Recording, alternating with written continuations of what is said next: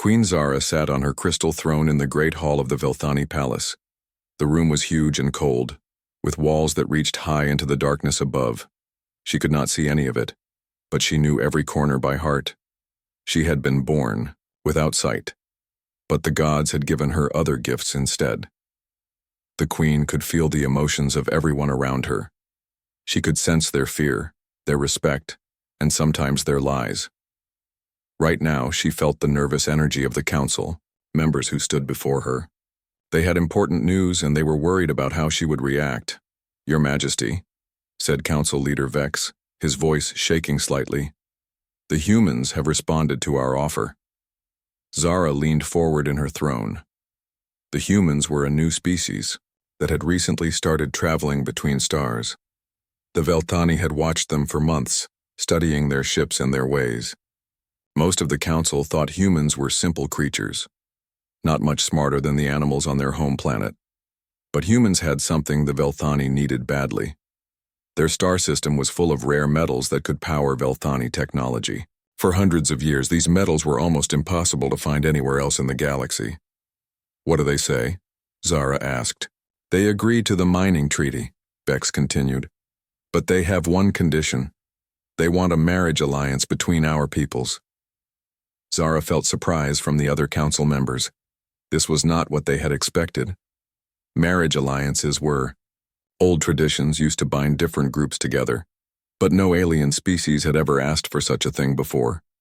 "They want one of their people to marry into our royal family," Vex explained. "They say it will show that our peoples are truly united." The queen was quiet for a long moment. She could feel the thoughts swirling around the room. Some council members were angry. Others were confused. A few seemed interested in this strange idea. "Who do they offer?" she asked. "A human named Jake Morrison. He is a captain in their space navy. He was one of the first humans to make contact with alien species.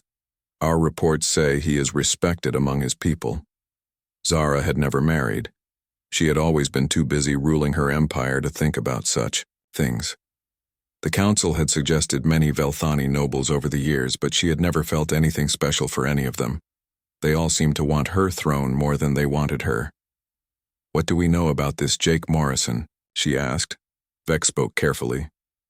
"He is 28 years old. He comes from a farming family on the human homeworld. He joined their military when he was young and worked his way up through the ranks. He has a good reputation for being honest and fair." The queen felt something she had not expected. The council members were not telling her everything. She could sense they had more information, but they were not sure if they should share it. "Tell me the rest," she commanded. Vex hesitated. "The human captain, he asked to know about you before agreeing to the marriage. When they told him you were blind, he said it did not matter to him. He said he was honored to be considered." This surprised Zara. Most people, even among her own species, saw her blindness as a weakness. They feared it or pitied it. Very few understood that it had made her stronger in other ways. "He said something else," Vex added quietly. "He said that where he comes from, they believe that some people see more clearly with their hearts than others do with their eyes." The queen felt a strange warmth in her chest. No one had ever said anything like that to her before. She was curious about this human who spoke of seeing with hearts. "What does the council advise?" she asked. The emotions in the room shifted. She could feel the careful way they were thinking about their words. "Your Majesty," said another council member, "the humans are primitive. They have only just learned to travel between stars. This marriage would be unusual." "But we need those metals," added another. "Our technology requires them. Without a steady supply, our empire could fall behind other galactic powers." Zara understood the politics. The Velthani Empire was powerful, but they were not the only advanced species in the galaxy. Other empires were always looking for advantages. The rare metals from human space could keep the Velthani ahead for generations. "If I agree to this marriage," she said slowly, "what guarantees do we have?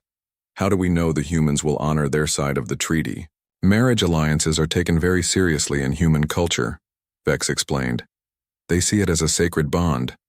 Breaking such an agreement would bring great shame to their entire species. The queen thought about this. She had ruled for 22 years, always putting the needs of her people first. She had made many hard decisions in that time. This would be another one. But there was something about this situation that felt different. The human captain had not run away when he learned she was blind. He had spoken of seeing with hearts. Maybe there was more to these humans than the council understood. I want to meet him first, she decided. Before any final agreements are made, I want to speak with this Jake Morrison myself. The council members stirred uneasily. This was not what they had expected. Your Majesty, Vex said carefully, is that wise? The humans are different from us. Their ways are strange.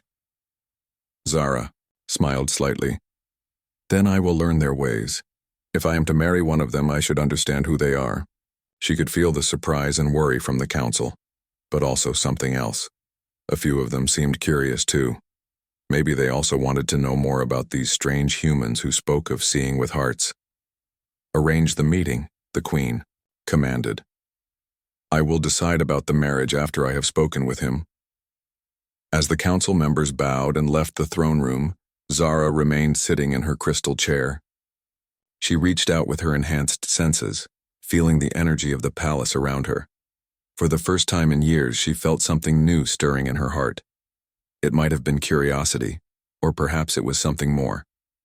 Whatever it was, she knew that her life was about to change in ways she could not yet imagine.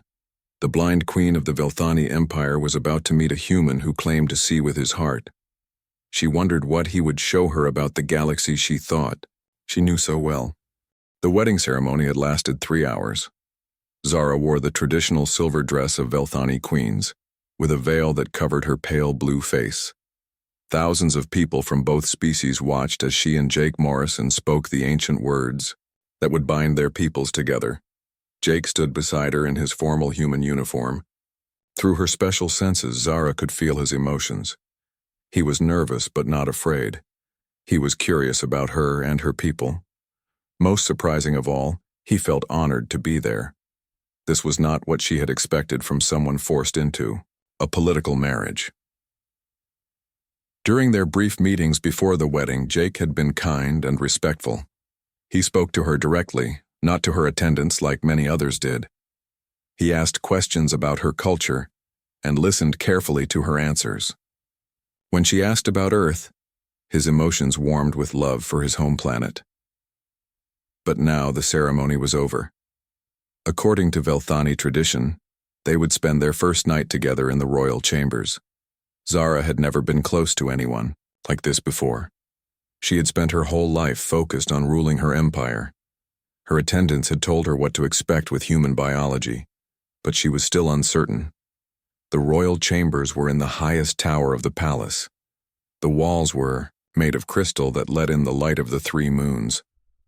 Zara could not see the light, but she could feel its warmth on her skin. Jake stood by the large window looking out at the moons. They are beautiful, he said softly. We only have 1 moon on Earth. I never imagined seeing 3 at once. Zara moved toward him carefully. The room was familiar to her, but having someone else there made it feel different. What do they look like? She asked. Jake turned toward her. The largest one is silver, like your dress. The second one is smaller and has a blue glow. The third is the smallest, but it shines like gold. She had never thought to ask anyone to describe the moons before. The way Jake spoke about them made her curious about many things she had never considered. Are you afraid? Jake asked gently. Should I be? Zara replied. I do not know. I have never married an alien queen before. He paused. I have never married anyone before. This surprised her. You have not? But you are 28 years old. On Earth, many people wait to find the right person. I was always too busy with my military duties. I never found someone who understood my work. Zara felt his honesty through her enhanced senses. He was telling the truth about everything. This was rare in her experience. Most people tried to hide their real thoughts from her. I have also never married, she admitted. The council wanted me to marry other Velthani nobles, but they only wanted power. I do not want power, Jake said. I just want to understand. Understand what? You.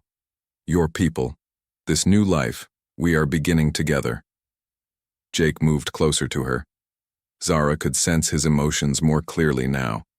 They were complex and warm, unlike the cold, controlled feelings of her own people. There was kindness in him, and something else she could not quite identify. May I touch your hand? He asked. Zara nodded. When Jake's fingers touched hers, something unexpected happened. Through her enhanced abilities, she could suddenly feel much more than his emotions. She could sense his thoughts, his memories, even the electrical activity in his brain. This had never happened before with anyone. The connection was so strong it almost overwhelmed her. She saw flashes of Jake's life on Earth. She saw him as a child, running through fields of corn under a yellow sun. She felt his wonder the first time he saw the stars through a telescope. She experienced his determination as he worked to become a space pilot. But what shocked her most was the depth of what she felt from him. Human emotions were not like Velthani emotions at all. Where her people felt things in neat, organized patterns, Jake's feelings were wild and colorful and incredibly intense. She saw human art through his memories, paintings that served no practical purpose except to create beauty. She heard human music that told stories and made people feel things they could not put into words. She experienced human literature that explored ideas about love and hope and the meaning of life. The Velthani had always believed they were the most advanced species in the galaxy. They had the best technology, the most organized society, the strongest mental abilities. But through Jake's mind, Zara saw something her people had never developed. Humans created beauty for its own sake. They loved deeply and without reservation. They found joy in simple things. What is happening? Jake asked. He could feel the connection too, though not as clearly as she could. I can sense your thoughts, Zara whispered. I can see your memories. Does it hurt you? No. It is wonderful and frightening. Jake gently led her to sit on the edge of the bed. The connection between them grew stronger. Zara could feel his curiosity about her, his genuine desire to know her as a person, not just as a queen. What do you see when you look at me? She asked. I see someone who has carried a great burden alone for a long time. I see strength and wisdom. I see someone who cares deeply about her people, even when it costs her personal happiness. No one had ever seen her so clearly before. The connection let her feel that he meant every word. And what do you see when you look into my mind? Jake asked. Zara was quiet for a moment, processing all the new information flowing between them. I see a species that my people have completely misunderstood. We thought humans were primitive because your technology is simpler than ours, but you have developed things we never even tried to create. Like what? Joy, she said simply. Pure joy in being alive. Love that asks for nothing in return. Art that exists just to make the world more beautiful. Jake smiled. She could not see it, but she could feel the warmth of it through their connection. And you do not have these things? He asked. The Velthani value order and efficiency above all else. We create what is useful. We love based on genetic compatibility. We find satisfaction in duty well performed. That sounds lonely. Zara felt a pain in her chest that she had never acknowledged before. Yes, it is very lonely. Jake reached out and gently touched her face. Through their connection, she could feel how he saw her, not as a strange alien creature, but as a person who had been forced to be strong her whole life without anyone to share the burden. You do not have to be lonely anymore, he said. As they drew closer together, the connection between their minds deepened. Zara experienced human concepts she had no words for in her own language. She felt what Jake called wonder, a sense of amazement at the beauty and mystery of the universe. She felt hope, the belief that tomorrow could be better than today. Most shocking of all, she began to understand what humans meant by love. It was not the calculated partnerships of the Velthani. It was choosing to care for someone else's happiness as much as your own. It was finding joy in their joy and strength in their strength. Through Jake's memories, she saw how humans had overcome incredible challenges through cooperation and determination. She saw how they had learned to work together despite their differences. She saw how they had spread across their planet not by conquering each other, but by sharing knowledge and resources. The Velthani Empire had grown through strength and fear, but humans had grown through something much more powerful, the ability to inspire others to join them willingly. As the 3 moons moved across the sky, Zara realized that everything she thought she knew about strength and advancement was wrong. The humans were not primitive at all. They had simply chosen a different path, one that led to happiness instead of just power. When dawn came, the queen of the Velthani Empire was no longer the same person who had entered the royal chambers. She had seen the galaxy through human eyes, and she would never see it the same way again. In the weeks following their wedding night, Zara found herself thinking about Jake constantly. The connection they had shared had opened her mind to ideas she had never considered before. She wanted to understand more about humanity and the strange, wonderful way they saw the world. Jake had moved into the royal wing of the palace, but he spent most of his time learning about Velthani culture and trying to understand his new role. He attended council meetings as an observer and studied the history of the empire. Zara could sense his genuine interest in her people, even when some council members treated him with barely hidden contempt. "They think I am too simple to understand their advanced ways," Jake told her one evening as they walked through the palace gardens. "Are you?" Zara asked, curious about his response. Jake was quiet for a moment. "Maybe I am simple compared to your people, but I think sometimes simple is better. Your council makes everything complicated when it does not need to be."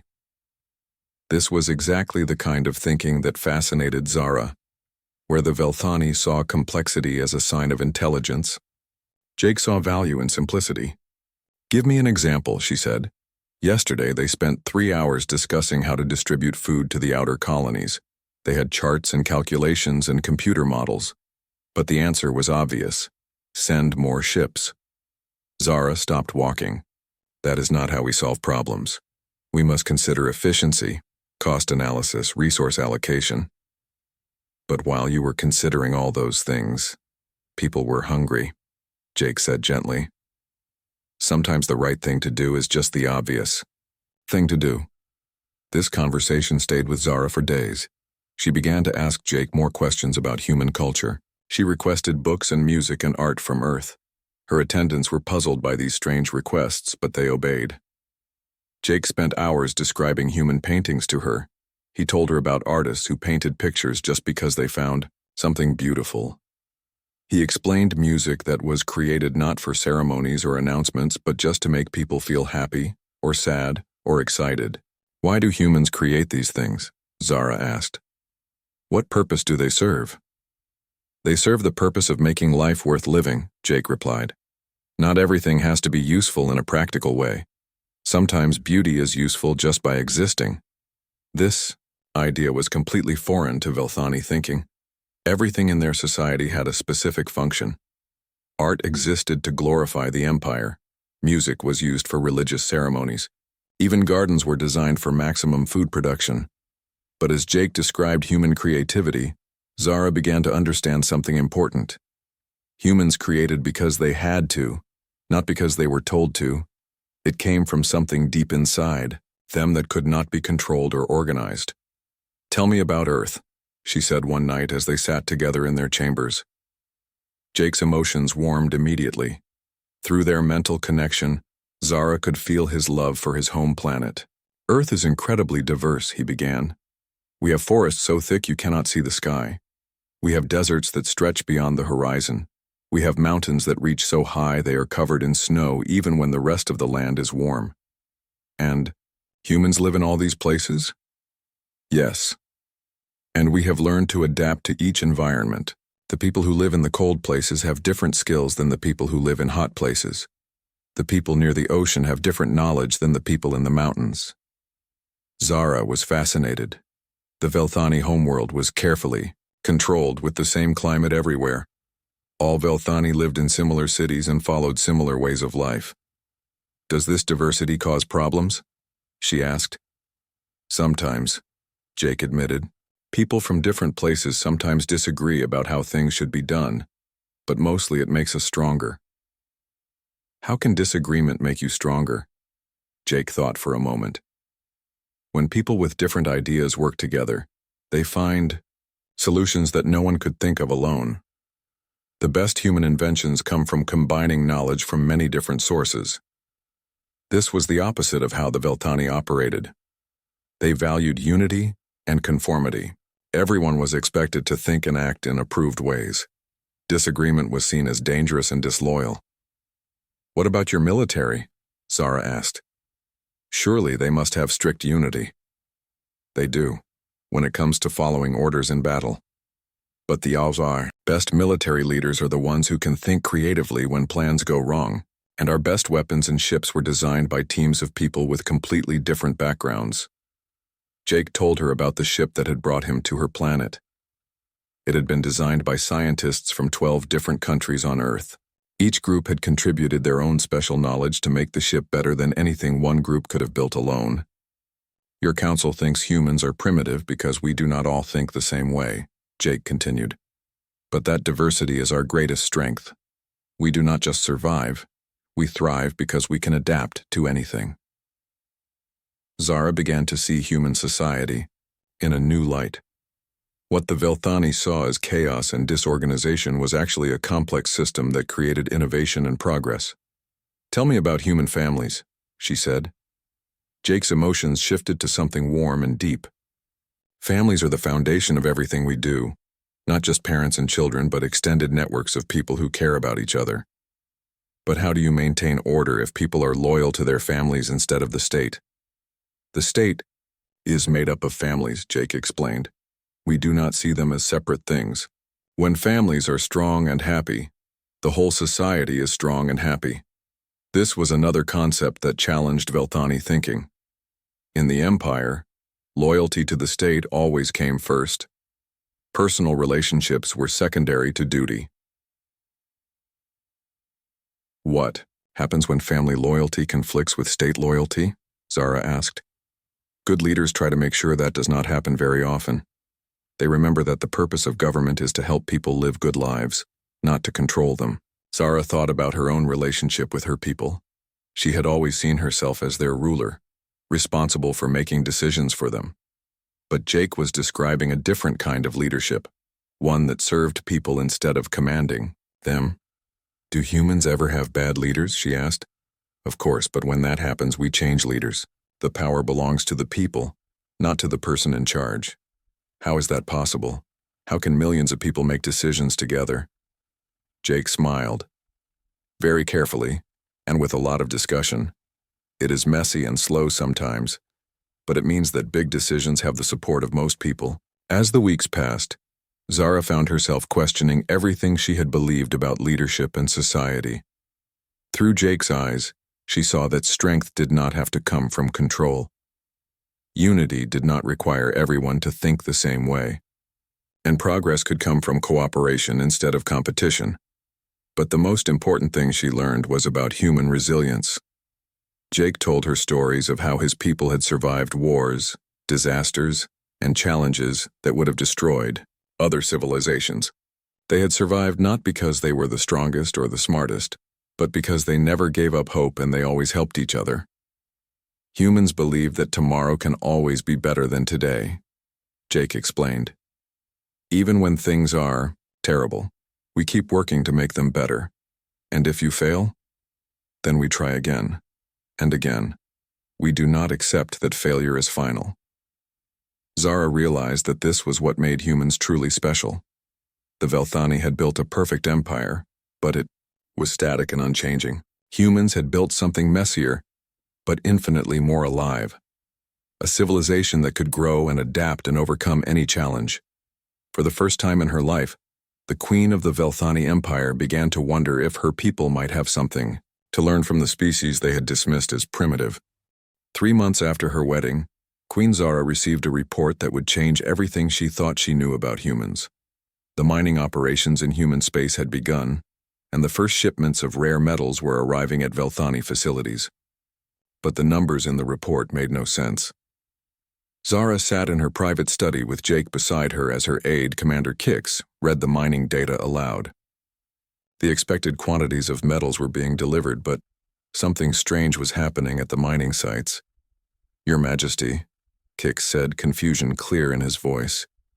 "The human mining colonies are reporting increased agricultural production. Their air quality has improved. Some planets are showing signs of ecosystem recovery." "That cannot be correct," Zara replied. "Mining operations always damage local environments. Check the data again." But the data was correct. Somehow, human mining was making planets healthier instead of destroying them. "I want to see these operations myself," Zara announced. Jake felt pleased but not surprised. "I think that is a good idea. There is much about human engineering that your people do not understand yet." Commander Kix was alarmed. "Your Majesty, it would be highly unusual for you to visit alien colonies. The Council would never approve such a trip." "Then we will not ask the Council," Zara said firmly. "Arrange a diplomatic mission. I want to see how humans mine these metals without destroying everything around them."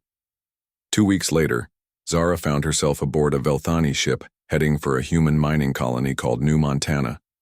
Jake had suggested this particular site because it was one of the most successful operations and because the colonists came from his home region on Earth. When they arrived at New Montana, Zara was amazed by what she sensed.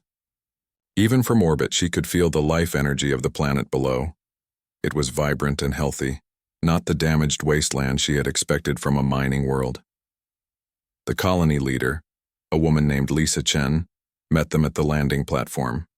Through her enhanced senses, Zara immediately noticed something different about Lisa's emotional signature. She felt pride and excitement, but also deep contentment. This was not how people usually felt when living on industrial mining planets. "Welcome to New Montana, Your Majesty," Lisa said warmly. "We are honored to have you visit our little world." "Tell me about your mining operations," Zara said directly. "How are you extracting the metals we need?" Lisa smiled. "Let me show you. But first, let me show you what we have built here." She led them through the colony, and Zara was amazed by what she sensed. The buildings felt alive somehow, as if they were part of the natural world instead of imposed upon it. The air was clean and fresh. She could hear the sounds of children playing and adults talking and laughing. "This does not feel like a mining colony," Zara said. "That is because we do not think of ourselves as just miners," Lisa explained. "We are building a new home. The mining is just one part of what we do here." Jake's emotions warmed with pride as he watched Zara experience his people's approach to colonization. Through their mental connection, she could feel his love for the human way of making new worlds feel like home. Lisa showed them to the agricultural domes. Inside, Zara was overwhelmed by the life energy she sensed. Plants grew everywhere, but they were not arranged in the efficient rows that Velthani agriculture used. Instead, they seemed to grow together in complex patterns that somehow supported each other. "We call this permaculture," Lisa explained. "Each plant helps the others grow better.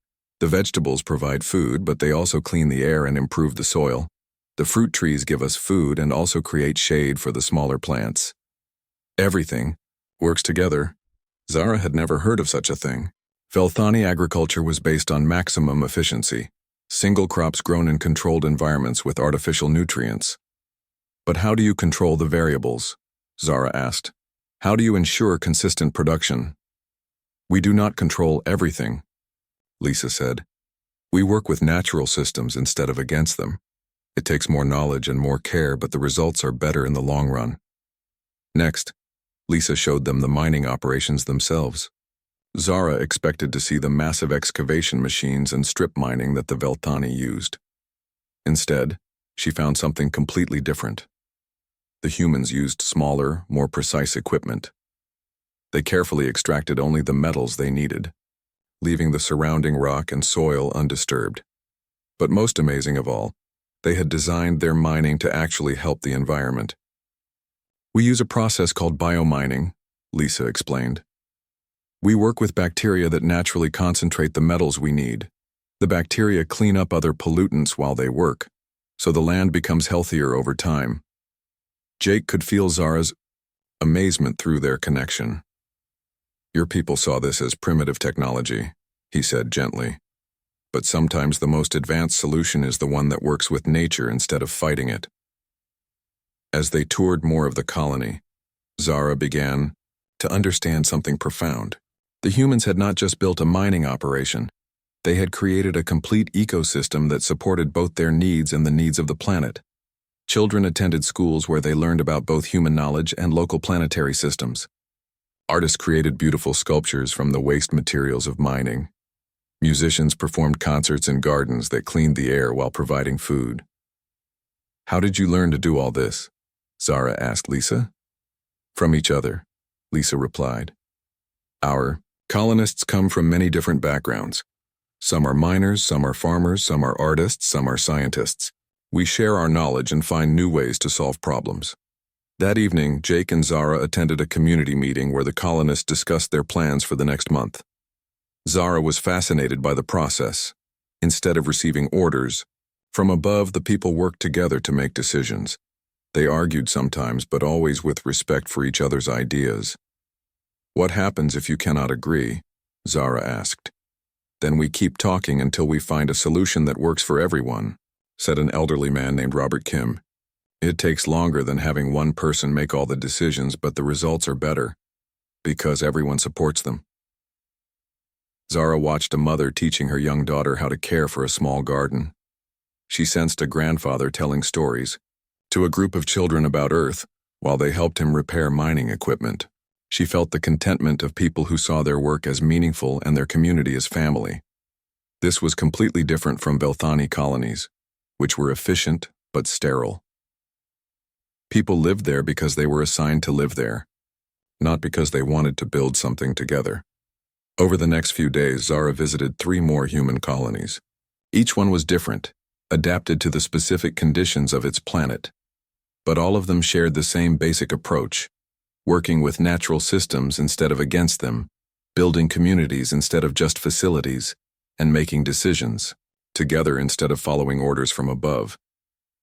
On the ship returning to the Velthani homeworld, Zara was quiet for a long time. Jake could feel her deep thoughts through their connection, but he did not interrupt her processing. Finally, she spoke. Jake, what I have seen changes everything. What do you mean? For thousands of years, the Velthani have believed that advancement means control. We control our environment. We control our people. We control other species. We thought this made us superior. And now? Now I see that there is another kind of advancement. Instead of controlling everything, humans work with everything. Instead of imposing their will, they find ways to cooperate. Instead of taking what they need, they create abundance for everyone. Jake felt her wonder and also her worry. What will you do with this knowledge? Zara was silent for another long moment. I do not know yet, but I know that I cannot pretend I have not seen what I have seen. The Velthani Empire needs to change, but I do not know if my people will be willing to learn from humans. As their ship approached the Velthani homeworld, Zara realized that her journey of discovery was just beginning. She had seen what humans could accomplish when they worked together in harmony with their environment. Now she had to figure out how to share this knowledge with a people who had spent centuries believing that control and domination were the only paths to success. The blind queen who had learned to see through human eyes was about to face the greatest challenge of her reign, convincing her own people to question everything they thought they knew about strength, advancement, and the meaning of civilization itself. When Queen Zara returned from the human colonies, she found the Velthani Council waiting for her with barely controlled anger. Word of her unauthorized visit had reached them, and they were not pleased with their queen's new interests. Your Majesty, Council Leader Vex said coldly, your recent actions have caused concern among the council members. Visiting primitive colonies without proper security or advanced planning was highly inappropriate. Zara sat on her crystal throne, feeling the waves of disapproval and suspicion from the assembled council. Through her enhanced senses, she could detect something else beneath their anger. Fear. They were afraid of what she might have learned. The colonies were not primitive, she said calmly. They were remarkable. The humans have developed technologies and social systems that we should study and learn from. The emotions in the room shifted to alarm. Council member Drax spoke up, his voice sharp with disbelief. Your Majesty, surely you cannot be serious. These humans have barely mastered space travel. What could they possibly teach the mighty Velthani Empire? They have mastered something far more difficult than space travel, Zara replied. They have learned how to live in harmony with their environment and with each other. She could feel the Council's confusion and growing alarm. This was not the response they had expected from their queen. The mining operations are proceeding. As planned, Vex said, trying to redirect the conversation. The metals are being extracted efficiently. Soon we will have enough resources to expand our empire to 5 more star systems. And what will we do with those star systems? Zara asked. We will exploit their resources and incorporate their populations into our empire, as we have always done, Vex replied, as if the answer were obvious. And if those populations resist, then we will subdue them, as we have always done. Zara felt a deep sadness settle over her. For the first time, she truly understood how her empire appeared to others, as conquerors who took what they wanted without regard for those they displaced. There is another way, she said quietly. The council fell silent. Jake, who had been standing quietly beside the throne, could feel Zara's determination through their mental connection. He also sensed her fear. She was about to challenge everything her people believed. What other way? Vex asked suspiciously. Cooperation instead of conquest. Partnership instead of domination. Working together to create abundance instead of taking from others. The silence in the throne room was deafening. Finally, Council Member Earl spoke, her voice filled with disgust. Your Majesty, the humans have clearly influenced you in ways that are not healthy for our empire. Perhaps this marriage alliance was a mistake. Zara felt Jake's flash of anger at the insult, but also his determination to support her no matter what came next. The marriage alliance has taught me something vital, Zara said, standing from her throne. It has shown me that strength does not come from making others fear you. True strength comes from making others want to work with you. Ridiculous, Drax snapped. Fear ensures obedience. Cooperation is weakness that invites betrayal. Then explain to me, Zara said, moving closer to the council, why the human colonies are more productive than our most efficient operations. Explain why their people are happier and more innovative than ours. Explain why they accomplish more through cooperation than we accomplish through control. She could feel the council's discomfort as they struggled to respond. They had no explanation for the success of human methods, because they had never considered that there might be alternatives to their way of doing things. Vex tried a different approach. Your Majesty, even if human methods have some merit, they are not suitable for our empire. We have maintained order and prosperity for thousands of years. Why risk changing what works? Because what we have built is not truly prosperity, Zara said. It is efficiency without joy, order without growth, power without purpose. Jake stepped forward, his voice respectful but firm. Your Majesty, if I may speak? The council turned their disapproving gazes on him, but Zara nodded. I have spent months studying your empire, Jake said. You have achieved remarkable things. Your technology is advanced, your society is stable, your people are well-fed and healthy. But they are not free to grow, to create, to become more than what they are assigned to be. Freedom leads to chaos, Earl said dismissively. Does it? Jake asked. I invite you to visit Earth or any human colony. See for yourself whether freedom leads to chaos or to abundance. The council's emotions shifted to outrage at the suggestion that they should learn from humans. But Zara felt something else from a few of them. Curiosity, carefully hidden but definitely present. Over the following weeks, the tension in the palace grew. The council pressured Zara to complete the original plan, extract the metals from human space, and gradually absorb human territory into the Empire. They argued that the humans were useful but temporary allies who would eventually need to be controlled for their own good. But Zara had seen too much to accept this path. She had experienced human creativity, resilience, and joy through her connection with Jake. She had witnessed their ability to create abundance through cooperation. She could not go back to the old ways of thinking. The crisis came when the council presented her with documents that would formalize the absorption of human colonies into the Velthani Empire. The papers would make humans second-class citizens in their own territories, with all major decisions controlled by Velthani administrators. "I will not sign these," Zara announced. The council erupted in angry voices. Vex stepped forward, his emotions radiating fury and determination. "Your Majesty, you leave us no choice. The council has voted. If you will not act in the best interests of the Empire, we must find a new ruler who will." Zara had expected this moment. Through Jake, she had learned about human concepts of leadership that served people instead of controlling them. She had also learned about the courage required to stand up for what was right, even when it meant personal sacrifice. "Then you must do what you believe is necessary," she said calmly. "But I will not betray the humans who have shown me a better way to live." What happened next surprised everyone, including Zara herself. Commander Kix, her longtime aide, stepped forward and stood beside her.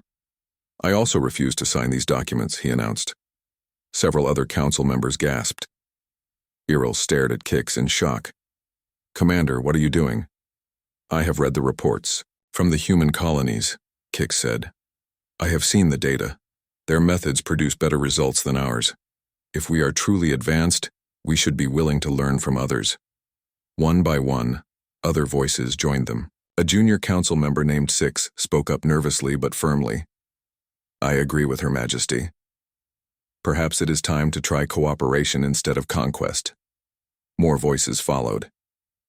Not all of the council, but enough to show that Zara's ideas had found support among her people. Vex looked around the room in disbelief. "Have you all lost your minds? We are the Velthani Empire. We do not learn from primitive species." "But they are not primitive," Kix said quietly. "They have simply chosen a different path, and perhaps it is a better path." The confrontation lasted for hours.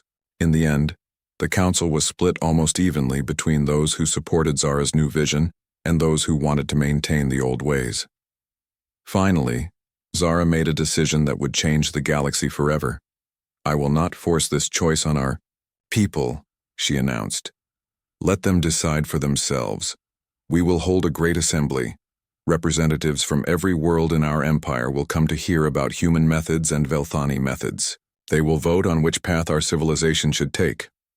This was unprecedented in Velthani history. The empire had never made decisions through popular vote. But Jake's influence had shown Zara the power of letting people choose their own destiny. The Great Assembly took place 3 months later.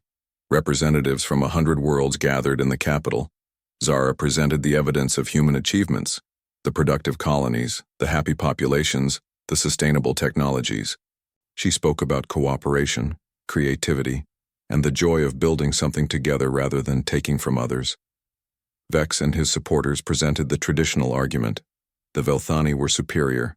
Their methods had worked for millennia, and change was dangerous. When the vote was counted, Zara's vision won by a narrow margin. The Velthani Empire would become the Velthani Commonwealth, dedicated to cooperation with other species rather than domination over them. Not everyone accepted the change. Vex and several council members left to establish their own colony, claiming they would maintain the true Velthani way. But most of the empire embraced the new path. Years later, as Zara stood with Jake watching their young daughter play in the palace gardens, she reflected on the journey that had brought them to this point. The gardens themselves showed the change. Instead of sterile efficiency, they now combined beauty with function, creating spaces that fed both body and soul. "Do you ever regret it?" Jake asked, sensing her thoughts through their continuing mental connection. Which part? All of it. Marrying a strange human, challenging your entire civilization, risking everything for an uncertain future. Zara smiled, reaching out to touch a flower that served no purpose except to be beautiful. How can I regret learning to see, she said. You showed me that there is more than one way to be strong.